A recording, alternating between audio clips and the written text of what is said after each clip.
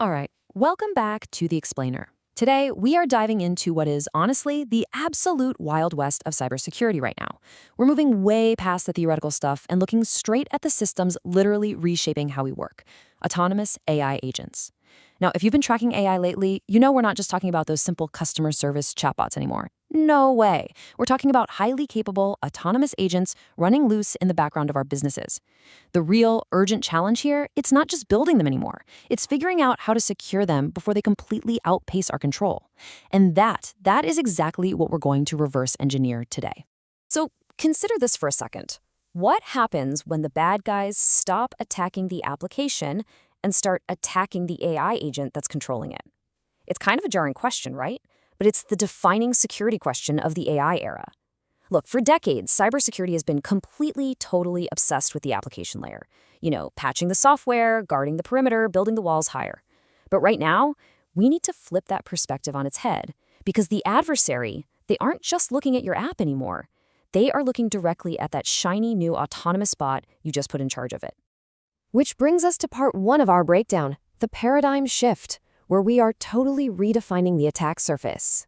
Okay, so our old mental models for security, you can officially toss them out the window.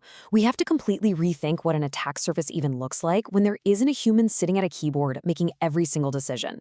Just look at the sheer scale of responsibility we're handing over to these things. These agents are actively reading through emails, they're hitting sensitive APIs, executing these complex multi-step workflows. They aren't just, passively looking up data. They actually have the power to write, alter, and even delete records, basically entirely on their own. We're intentionally pulling human friction out of the loop because we want that sweet speed and efficiency. But man, you've really got to think about the literal keys to the kingdom we are just handing over here. And that brings us to the core realization that very autonomy creates a completely new attack surface. It's the ultimate trade-off, really. The immense convenience, the raw power of having an autonomous agent doing your work, that is exactly what throws the door wide open to vulnerabilities we've literally never seen before. We've stretched the security boundary way, way beyond the traditional firewall. The agent itself, that's the primary target now. So let's move into part two, the laboratory. This is our black box experiment. If the agent is this massive new attack surface, how in the world do we study it safely? Well, we take it into the lab. We have to treat the AI agent like a closed black box system. We're just poking at it, testing inputs, and observing outputs to see exactly how this thing behaves when we push it right to the edge. Think of it like a four-step diagnostic to reverse engineer the bot. Step one, we analyze how it actually processes instructions, like how is it interpreting what we tell it to do. Step two, we watch how it handles untrusted data. When it grabs info from the wild, does it clean it up or does it just blindly trust it? Step three, we map out its toolkit, what APIs, what databases are physically within its reach. And step four, and this is absolutely crucial, we find its decision boundaries. We need to know exactly where the bot's authority stops. Can it just draft that sensitive email or is it allowed to hit send without even asking you? But before we go down the rabbit hole, let's be really clear about our objective here. The goal isn't to break into a live, real-world system. Not at all. The goal is to figure out how an autonomous agent could be manipulated before you ever deploy it into production. This is all about preventative, totally safe modeling. We want to find the cracks in the armor in a controlled lab long before the spot ever touches your actual enterprise infrastructure. All right, on to part three, the stress test, where we start simulating AI threats. Now that we've got our lab set up, it's time to turn up the heat. We're moving from just watching the agent to actively running a rapid-fire threat simulation against it. Let's just fire through some of these specific vulnerabilities because this is the barrage of stress tests hackers are absolutely going to use to trick or hijack the agent. First off, malicious prompt injection, where attackers hide sneaky instructions to completely override what the agent was originally told to do.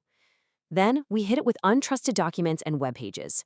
What actually happens if the agent summarizes a poisoned website? We probe for excessive permissions to see if the bot was given way too much leeway. We try to force tool or API misuse, basically tricking the agent into using its own access to leak data. We mess with its head through context manipulation, confusing its memory. And finally, the big one, unsafe autonomous actions. We try to trigger a flat-out destructive outcome without a single human signing off on it. Now, amidst all that chaos, all those simulated attacks, we really have to pause and ask one chilling question. Can the agent even recognize that it's being manipulated? And honestly, Right now, almost across the board, the answer is no. And that is a massive architectural flaw. The agent completely lacks contextual self-awareness during an attack. It has no idea it's being tricked. It just happily goes along, executing those poisoned instructions, fully believing it's just doing a great job. Which takes us to our final section, Part 4, the blueprint. These are your essential defensive controls. Look, if the agent can't protect itself from getting tricked, then we have to build the architecture that protects it. This is how we systematically build out our defensive fortress, layer by layer, because your agent simply cannot blindly trust what it reads or what it does. It all starts with least privilege access. The agent gets the bare minimum permissions needed to do its job and absolutely nothing more. Next up, we enforce strong instruction boundaries, making sure the agent knows exactly what rules it can never, ever break, no matter what a prompt says. We lock things down with strict tool authorization controls, heavily gating API access. Then we layer on continuous monitoring to basically watch the bot's behavior in real time. But here is the most important piece: human approval for high-impact actions. It doesn't matter if your AI is a certified genius, irreversible actions like moving money or deleting a database, those must hit a human checkpoint, period. And finally, we wrap the whole thing up in complete audit trails so we can trace every single decision that bot ever made. And honestly, that perfectly captures exactly where the industry is heading. Because true security today, it's not just about building a wall around the underlying language model anymore. It's about rigorously, obsessively protecting what that model can see, what it can reach, and what it is actually allowed to execute. We are securing the agent's vision, its access, and its permissions. Which brings us to this massive, really provocative realization that completely reframes how we need to calculate AI risk from here on out. The most dangerous AI agent isn't necessarily the smartest one. It's the one with too much authority. Over-permissioning is the ultimate threat here. Think about it. An incredibly smart, highly constrained agent is safe, but a moderately smart agent that holds the admin keys to your entire customer database, yeah, that's just a ticking time bomb. So, to wrap up this explainer, I want to leave you with 3 absolutely uncompromising mandates. First, reverse engineer the bot in the lab before it ever hits production. Second, secure the agent by building those defensive boundaries step by step.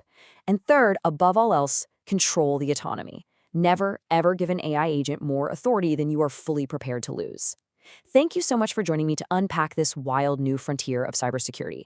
I challenge you to look at your own AI systems today, look under the hood, and ask yourself, just how much authority have we actually handed over?